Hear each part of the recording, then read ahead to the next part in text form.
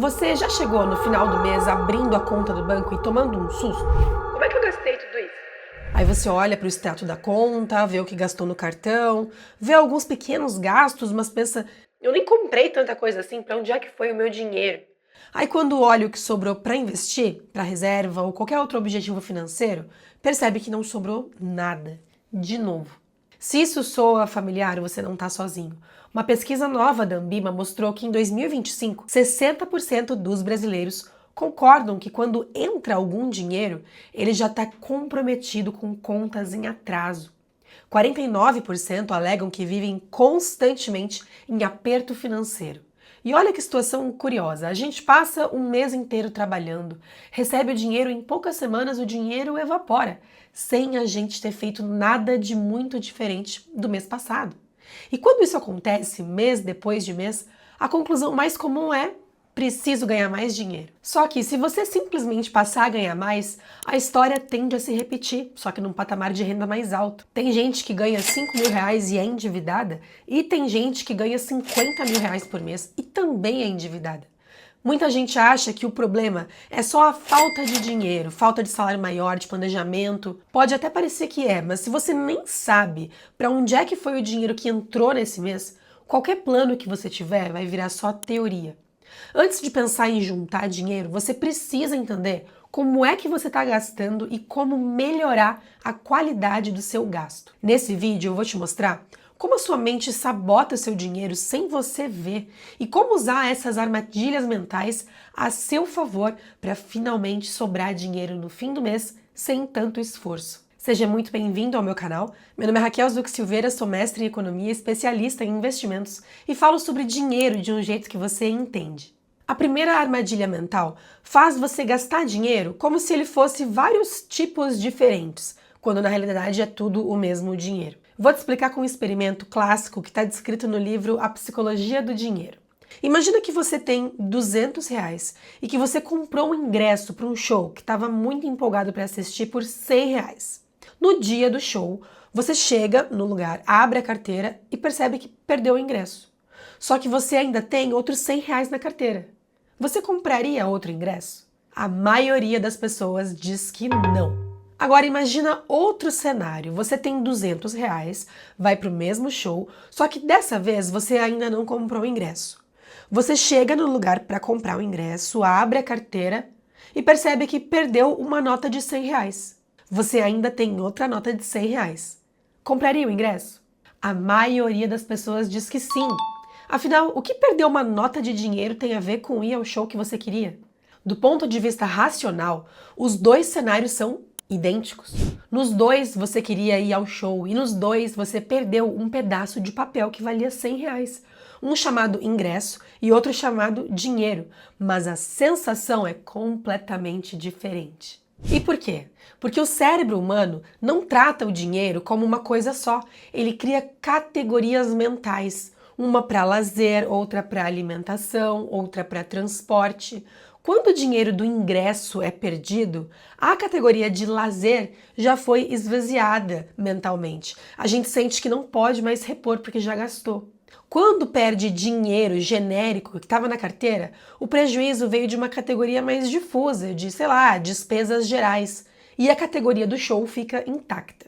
Esse fenômeno se chama contabilidade mental e ele explica muito mais do que esse exemplo do show. Explica, por exemplo, por que seu 13º some, mesmo tendo planejado usar esse dinheiro para investir ou para quitar dívidas.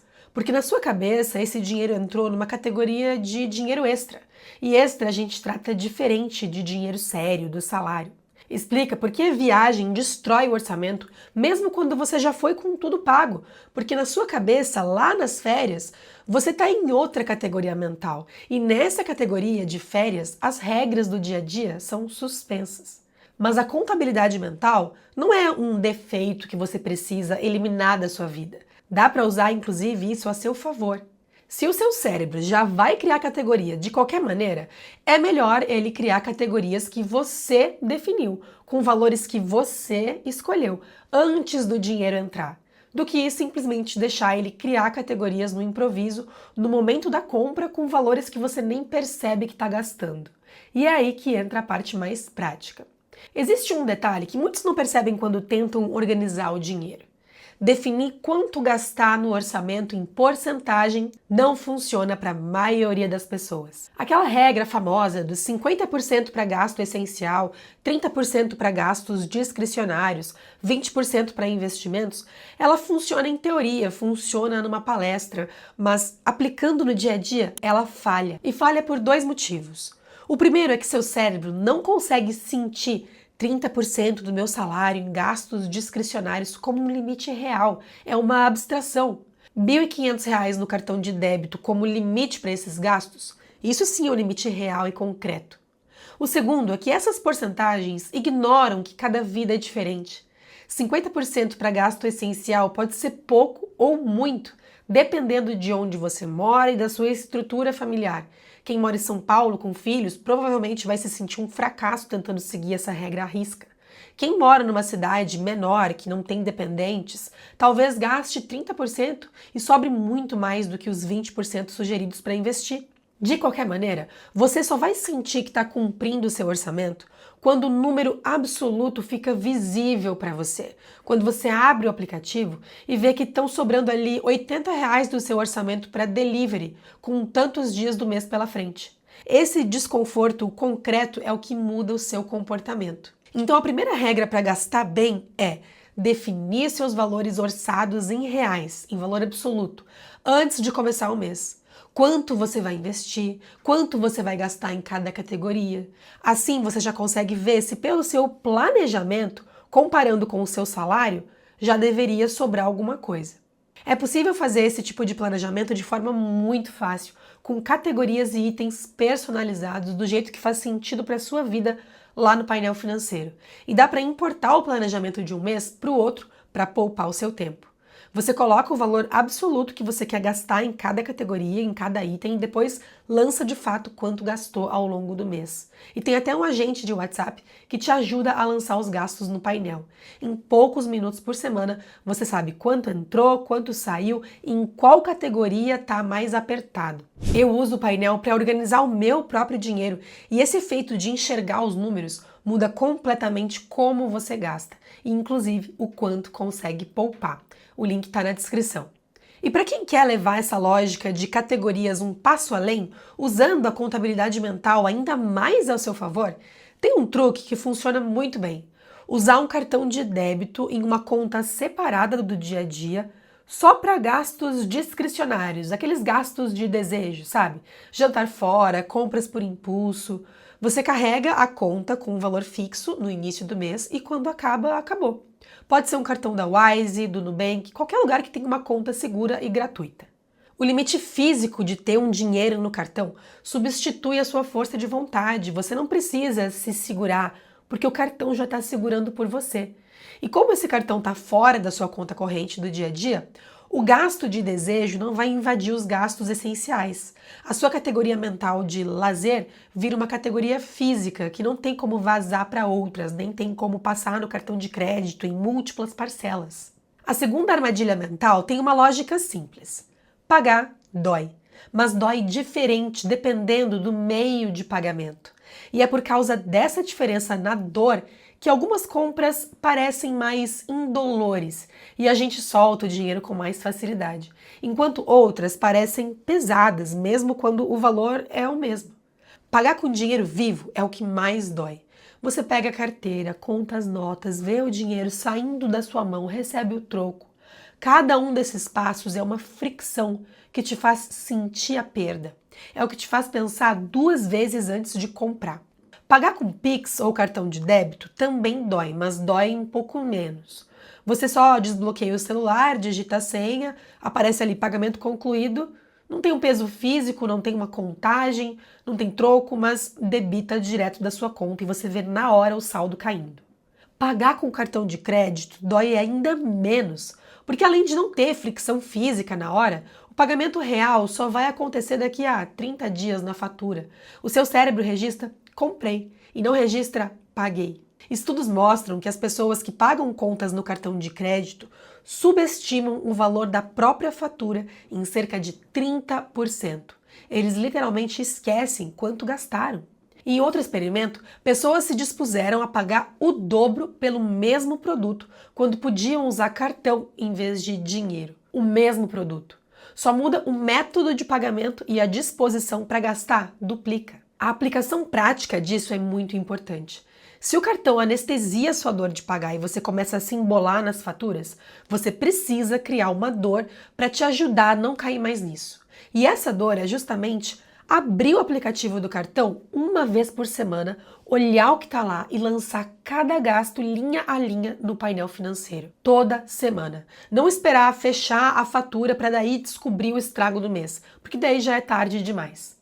Para gastos recorrentes que viraram gastos automáticos, assinatura, academia que você não vai mais, vale a pena fazer um exercício uma vez por mês. Olha tudo que é cobrança recorrente e pergunta para cada um. Se isso aqui não tivesse no automático e eu tivesse que pagar de novo hoje em dinheiro vivo, eu pagaria? O que você não pagaria de novo, cancela ou não usa mais. A terceira armadilha mental atua principalmente em compras maiores e ela é talvez a mais sutil de todas. Vou te explicar com um experimento que funciona muito bem para ilustrar o que acontece na sua cabeça. Imagina duas situações no mesmo dia. Primeiro, você foi comprar um par de sapato de R$ 200. Na hora de pagar, o vendedor fala casualmente que tem uma loja dali a 5 minutos de distância, exatamente com o mesmo modelo de sapato em promoção por R$ 150. Vale a pena dirigir 5 minutos para economizar R$ 50? A maioria das pessoas no experimento diz que sim, vale a pena. Numa segunda situação, no mesmo dia, depois do sapato, você foi comprar um conjunto de móveis para a varanda, custando R$ 1.200. Na hora de pagar, o vendedor fala que numa loja, a 5 minutos dali, o mesmo conjunto de móveis está saindo por R$ 1.150. Vale a pena dirigir 5 minutos para economizar R$ 50 nesse caso? A maioria diz que não vale a pena. Pensa bem, nos dois casos é exatamente a mesma decisão. Dirigir 5 minutos para economizar R$ 50. Mas a sensação é completamente diferente. Isso porque o cérebro humano não pensa em valor absoluto, ele sempre pensa em valor relativo. R$ 50 num sapato de 200 é 25%, parece muito. Agora, R$ 50 num conjunto de móveis de 1.200 é 4%, é pouco. O detalhe é que R$ 50 é R$ 50 nos dois casos. Os mesmos R$ 50 que dariam para fazer parte do mercado da semana ou para incrementar um investimento. Não é relativo, é absoluto. Esse fenômeno se chama relatividade e ele te custa caro principalmente quando você está fazendo uma compra grande e vão te oferecendo extras que parecem pequenos perto do total. Uma garantia estendida ou um pacote de acessórios no carro que parece pouco perto do que você já está gastando no carro. Está fechando uma reforma? A arquiteta sugere trocar o piso por uma versão melhor, parece um detalhe. Está escolhendo o buquê para o casamento? R$ 800 ou 1.500 quase não faz diferença perto do total do casamento. Cada uma dessas decisões parece pequena no contexto da compra maior, só que elas, somadas, viram milhares de reais que você soltou numa facilidade que você nunca teria se cada decisão fosse tomada isoladamente. A regra prática para desarmar essa armadilha é simples. Quando você for tomar uma decisão de gasto adicional ou de desconto dentro de uma compra, avalia o valor absoluto sozinho, tenta tirar do contexto. Se pergunta, se esse dinheiro estivesse na minha conta agora, separado, eu gastaria com isso? Se a resposta for não, então você já sabe o que fazer. Para você juntar dinheiro, a maior alavanca não é só o tamanho do seu salário, é a forma como você gasta. E gastar bem não é cortar tudo, viver pão duro, deixar de viver. É entender como a sua mente decide gastar e mexer um pouquinho na arquitetura. E isso é simples. Não digo que é fácil, porque mudar comportamento financeiro nunca é fácil. É simples no sentido de não exigir nenhuma fórmula complicada. Com essas 3 decisões que você aprendeu nesse vídeo, já dá para ir mudando o seu comportamento aos poucos, mês a mês. Se esse vídeo abriu seus olhos sobre algum desses padrões, se inscreve aqui no canal. Aqui a gente fala de dinheiro de um jeito direto, com dados e aplicável à sua vida real. E se você conhece alguém que vive nessa de eu ganho, mas nunca sobra nada, manda esse vídeo para essa pessoa. Pode mudar a forma como ela pensa sobre o próprio dinheiro. Te vejo no próximo.